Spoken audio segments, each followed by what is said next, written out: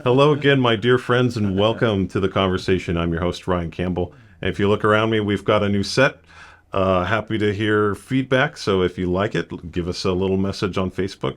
I'm here joined today with my good friend Dick Mitchell. Dick, how you doing? Just fine. Glad to have me here this Yeah. morning. Well, thank you. How do you like the chairs and the Oh, coffee very table? comfortable. I'm impressed. Yeah, yeah. It's to put you at ease while I grill you. Looked like we had to be on Channel 10 or something, you Yeah, know. yeah. We try to keep it as professional as Sure. possible. Yes. But so, Dick, you're here to talk about Give Someone a Chance. This is an organization that's existed in the county for what, more than 10 years, right? 12, 12 going years. on 13, yeah. So, can you tell me a little bit about, well, first of all, what is Give Someone a Chance and how did that get started and what's kind of the mission of that organization? The way it got started is really through my wife. Unfortunately, at 11 years old, Hazel and her sister were abandoned and became homeless at 11.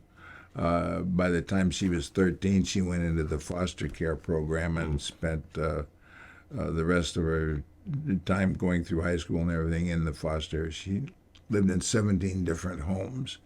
So it's been very near and dear to her heart. I really didn't know and didn't care when we got married. But as we got older and retired and so on and so forth, we looked around at what we want to do when we grow up. And one day we were over at McDonald's. Two homeless people came in, a guy and a girl. And Hazel says, I want to go over and talk to them. I thought, oh, this is going to cost me. And so she went over and started picking their brain. And they were living across the street from the Peppery underneath the bridge down Yeah, there. yeah. And she asked the girl, what is it you really need? And the girl says, well, we just really need a chance. If somebody would just give us a chance to get out of homelessness. And Hazel said, that's the name of it. We're going to come. So we come up with a 501c3 nonprofit. Took us about a year and a half to do that. And we come up with, we wanted to get into case management. We wanted to get in with the veterans. We wanted to do the some of the homeless issues that are associated with that. And that was our basic charter for the corporation. We grew. We had basically a chairman of the board, a CEO, a treasurer, and a secretary, which is the basics that the state requires for a 501c3 nonprofit. And then we decided to expand and go into board of directors. So we have a board now of about 11 people, and we have about 35 people off and on, maybe a couple hours one day, or maybe all the time, volunteer their time. We don't we don't take money. It's all volunteer work, so we don't take salaries or anything out of that. So it all goes toward the homeless issue. And when you say it goes to the homeless issue, what are some of the things that you do in the community to help people that are homeless? Well, first of all, Hazel is very good at it. She gets into case management. Over the years, we have about 64, I think is the last count, of the number of people that she's gotten out of homelessness and gotten back in, got into jobs, and back into society in Tuolumne County here. Wow. And we worked with there was 29 veterans. This has been a couple of years ago. There was 29 veterans in Tuolumne County which qualified us to get some vouchers through HUD, and HUD gave us vouchers for 10 people, and we got that year we got 10 veterans indoors. So, and the thing about the vouchers are this past year, HUD called us up. She says, I have 40 surplus vouchers from Monterey. The housing costs were so expensive down there in Monterey, they couldn't even, the veterans couldn't take the vouchers to find housing because the housing costs were so high. They just couldn't afford it. Vouchers just weren't enough. Yeah, yeah, and the same thing is happening up here in Tuolumne County. Yeah. Our rent is so high, $1,200 for a one-bedroom apartment. Yeah, it is. It has changed so much in such a short time. Where I know our county used to be kind of seen as a bargain. You know, if you wanted to buy a home, have some property, or rent a place that wasn't too expensive, you could live up here, and Yeah, you know, it doesn't really seem that way anymore. I mean, it's still cheaper than the Bay Area, I guess, but it's definitely not a bargain. well, I think you'd have to go out throughout the United States to find a bargain these days. Yeah, right. Because, Well, I wanted to ask about that. So, Sure. you know, we can talk about the cost of housing and how that is just increasing exponentially, not just in Tuolumne County, but throughout the state. Is that what's causing homeless increases, or the fact that this just keeps becoming a larger and larger problem in our community? What is causing it? Because I know, you know, and I know we've heard from people, there are rumors about people being brought into our county from other places. Is that what's happening, or are these local people that are just falling on hard times? those of us that work with the homeless on a daily basis, there's about 5 of us, businesses that work with them. And what we see is that the people that come in from out of town are here for a very short period of time and they leave. What we see is, for instance, the other day my wife was over at the hospital getting her hand x-rayed, and there was a room full of people, and they recognized Hazel because she's in the paper all the time, and so the whole issue of homelessness came up. And there was 2 ladies in their, I would guess, in their early 60s. Both of them said that they are going to become homeless at the end of the month. And why is that? Well, because my husband and I both were living on Social Security, and he died. So there she is. She's hung out to dry. And the family is broken down to the point where the kids or the family members don't want to support either one of them. Got 2 more ladies in their 60s at a time of their life when they need help. It just isn't there.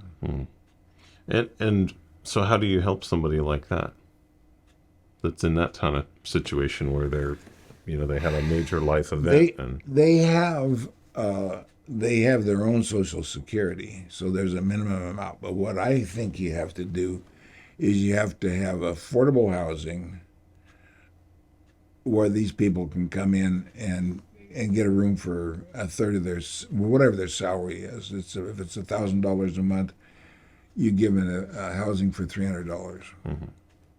You don't try to make profits off of this thing. You're trying to provide housing. Yeah.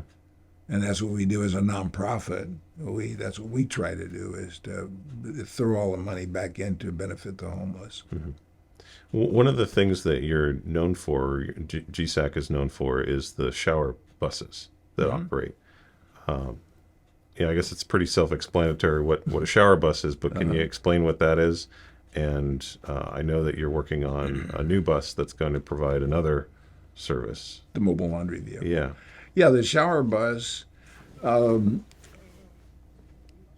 When you go into these camps, the very first thing that the people want to try to do is locate near water. They want to find a creek where they can go down and wash up and get clean and so on and so forth. People, we find most of them want cleanliness. And so we said, well, we can do that. We can build a mobile laundry shower. So we went over to the transit company over here in town. They gave us a bus. We gutted the seats out of it, went in and built 2 ADA compliant showers, got a staff to run it, negotiated with the Red Church and the Adventist Church for a place to go because we need hookup. Yeah. You have to have water, power, sewer. Okay. So we found that the water sewer is the driving force. We could provide our own power with generators. So that's what we did. And to date, I think we've given out quote me on the number on this, but I think it's over 3,000, over a 4-year period, 4.5 years now. We've been doing it over 3,000 showers.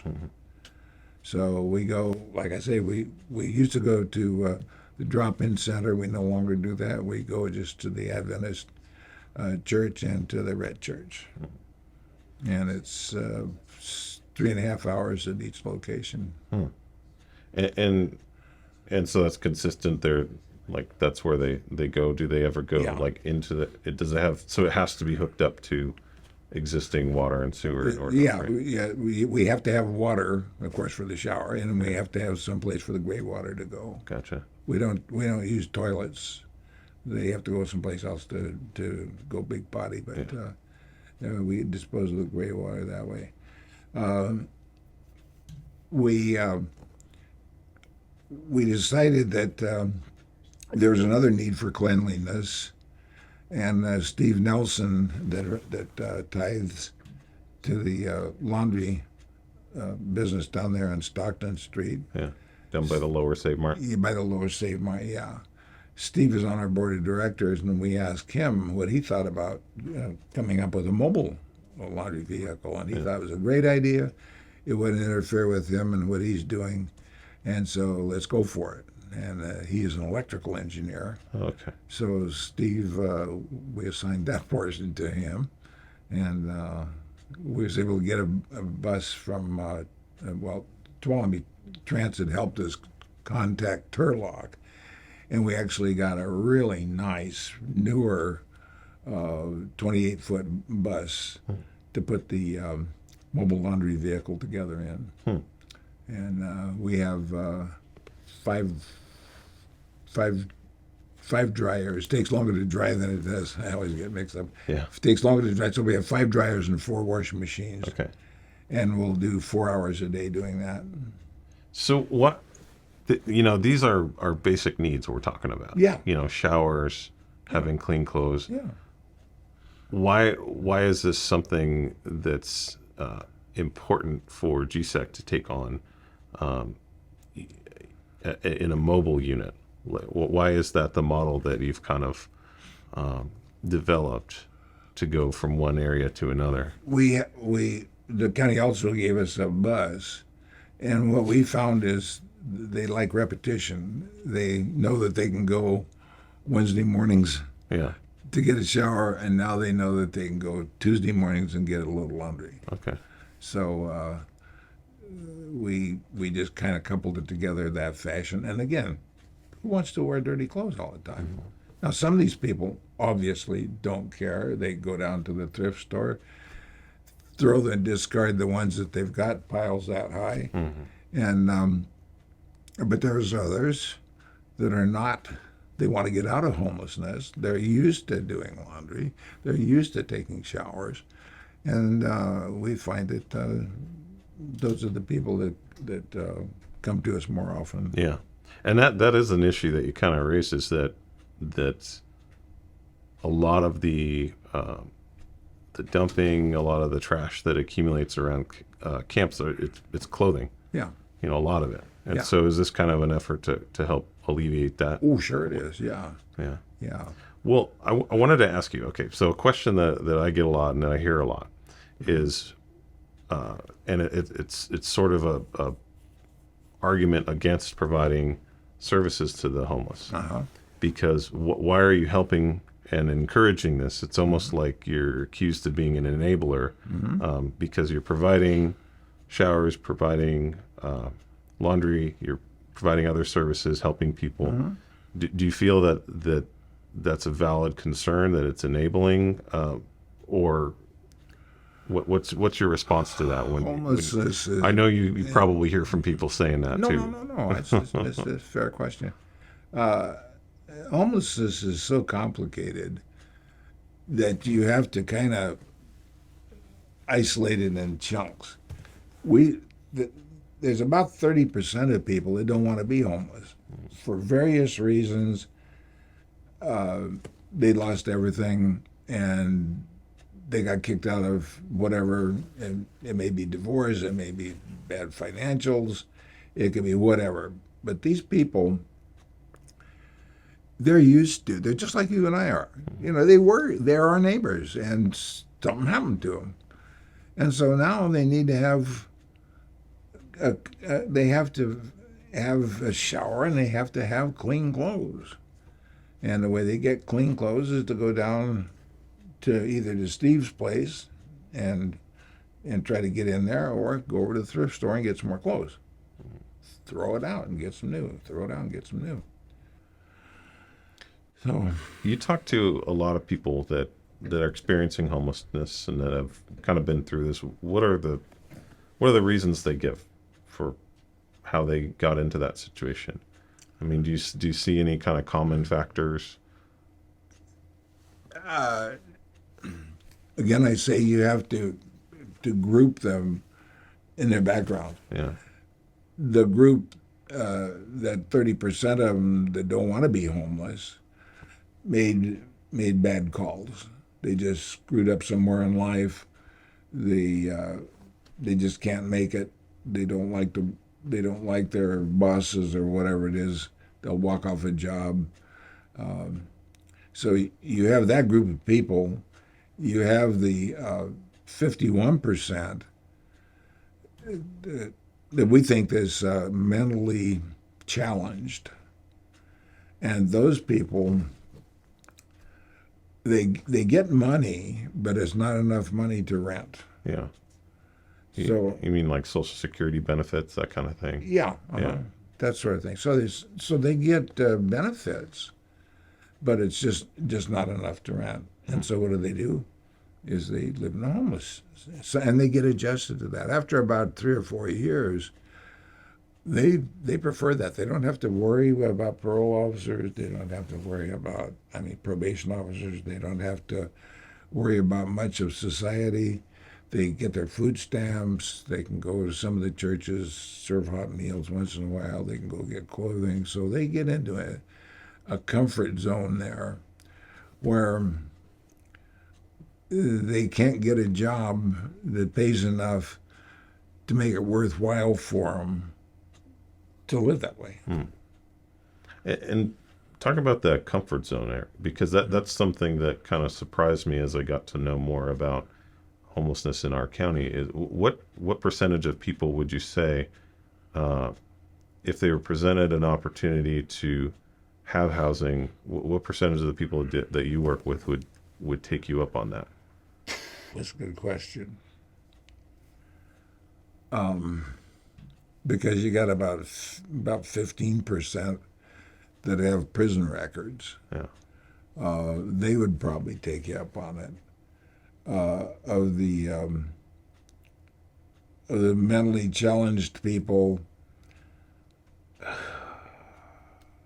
that's a tough question. I don't know that I really have an answer, but it just, my gut feeling is that it would probably be somewhere around 50% of that 30 of that group. So not 100%. Not 100%. Yeah. There's one girl at Camp Hope, is 22 years old, and all of her life she was born in a camp. Run around barefoot all year round, and I started checking up on her, and so what? The girl. We put her. We found some housing. She was in it for 3 months and couldn't handle being inside. She felt captive. She liked to be out underneath the stars and in the weather and that sort of thing. So she doesn't want housing. Yeah. But that's rare, though. One thing that's really fascinating to me is that, and I don't have the answer to it, is do you see that homelessness is becoming a larger issue, or are we just noticing it more? And I'll point out specifically with GSAC. So we've always had in this county some level. Even going back to gold miner days, you had hermits living up in the mountains. Sure. You had the winos. Reading old newspapers. Sure. It's been around for a long time. That's right. But it just seems like around 10, 15 years ago, the nature of it became much more visible. So you started more seeing. And is that us that are just noticing it more, or is it actually becoming a larger problem, and that's why we're noticing it more? I think, again, my wife recognized this. at almost 13 years ago. The time is just about right there where it was becoming more of an issue, and that's why she felt that she wanted to do something about it. Yeah. And of course, I joined her on that. The way that our economy is going, I don't see housing being built. The housing that is being built for the ones that can afford it. I think it was Ronald Reagan in the 70s, as I remember correctly, that came through with mental hospitals and said, we're not going to do that anymore. And so where did the people go? The theory was they was going to go with the families and pick them up. Well, the families didn't pick them up, so they went homeless. I think you should, more money has to be spent with the mentally challenged people. And they have to have housing and they have to have care. And that's 50% of your homeless problem. So you take care of that with state funding to give those people a place to live and health care and all that sort of thing. And then What do you do for the people that because that's I hear that a lot, where it's this idea that we need to support people with mental illness. The problem is often people don't want to go into care because going into care requires, they have to get in a treatment program. They oftentimes have to take medication, and they don't. Sure. And a lot of people that's right. don't necessarily want to do that. And what the state's been kind of looking at more with like care court, these different things, is having more requirements on the individual and more requirements on the counties to provide these kind of services. But what do you do? I mean, because it's this issue that you mentioned with Reagan and the mental health inpatient mental health care facilities in the 70s. This notion that you take just somebody is acting strange on the street, they're homeless, you pick them up and put them in a hospital. That's what was happening at that time, and people, I think, rightly felt that that's not a moral thing to do. But now we're kind of left where you can't really pick anybody up off the street, even if it's probably better for that person that they get into care. You are effectively taking away that person's civil rights to do that, but that person's it's a good point. not in a very good situation. So we have a friend. We get letters from him from prison. We get letters from him. Right now, he's over in the Dambacker Center in jail. I think he's been arrested about 90 times. I'm not going to use his name, but he's bipolar. And when he's happy, he's happy. When he's not, he's lighting fires someplace. He would not be a candidate for low-income housing. He just can't. He would destroy it. He'd be in one of his downturns and he would destroy it. But like I say, you have to look at segments of this homeless population. You have to focus. You have to focus on the part that you want to help that can be helped. What do you think about do you participate in the pit count, the point in time? Yes, we did. Can you tell me what that is? And do you, I know that there's some questions about how accurate our count is in our county. It's a point in time. You send volunteers out and you interview a bunch of people you see and where were you on a specific night. Well, the problem is not everybody in the middle of the winter that's homeless gets out of their tent and their sleeping bag on a cold day if that's the day that the count's being made. So problem number one, they hold it at the wrong time of year. And they only hold it for one day, so that's not indicative of the real population. I talked to one of the previous managers over here at the local, he was through ADCA, was in charge of this big count thing. He said that they accept about 30% higher than the population would actually be about 30% higher than what the pit count comes up with. Okay, so Hazel and a group of other people said, well, wait a minute, why don't we be more realistic about this and do it in the summertime? And instead of doing it one day, do it 2 days. It gives you a better reflection of it. And that was done, I think, in 2019. Well, again, they went to the shopping centers in and around the metropolitan area of Sonora, but they didn't get to the far-reaching up in Confidence and way out of town, where there are people that are living back in those areas. And they come up with 711 people. I asked the same gentleman, is 711 a good number? And he says it could be as much as 30% higher.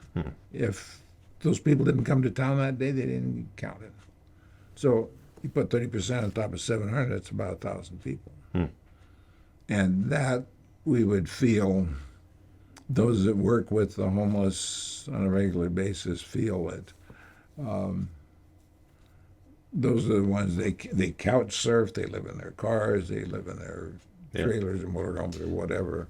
That's, one thing I try to explain to people is that, yeah, you'll see people, in the parks, and you'll see people walking up and down the sidewalk that you think are probably homeless. For every one of those people, there are a dozen people that don't want you to know that they're homeless. Absolutely. And so they're couch surfing, they're in their car, they're out in the woods somewhere. They don't want people to know that they're living in that situation, because it's embarrassing. There's a lot of stigma to that, and people will judge you negatively if they think that you're unhoused. Yeah. There's another shocking category that I was completely oblivious to. With GSAC, we don't like to deal with the children problem. We only deal with adults. Mark Dyken, who was... who we've had on the show before. Yeah? Okay. Yeah, Mark tells us that there's over 400 younger people that are homeless. Yeah. Under the age of 18 years old, going to school. And talking to the schools, it's a big issue. Yeah. Because the teachers, they know. I just wanted to see, so there are probably people watching this that want to help. Okay. But you're talking about homelessness as an issue. It's so large and so complicated. If there was any one answer, if you and I had the right answer to solving homelessness as an issue, we'd be over in Europe collecting our Nobel Peace Prize right now, right? That's right. But if somebody wants to help in this community, what's the best way for them to do that? Well, there's two ways. One is to volunteer with your nonprofits, any one of the nonprofits. And the other way, of course, is financial. We have to buy, it costs us money to operate the shower bus, and the laundry bus is coming up now. So it costs us money for fuel and for supplies, to do that. So we accept donations. And, of course, we need drivers for the buses and so on and so forth, the attendants to help with the laundry to get it forward. So volunteering would be another way of doing it. Well, Dick, thank you so much for coming by and helping me break in the new set. Absolutely. And all the best to you, and give my best to Hazel, please. Okay, will do. And come back anytime. It's a pleasure. My pleasure. Thank you for everything you do, and please thank your team over at GSAC, too. That's right. And thank you for joining us. I'm Ryan Campbell. Please join us again next week, where we'll be at our new set, and we'll be talking about local issues. Have a good day.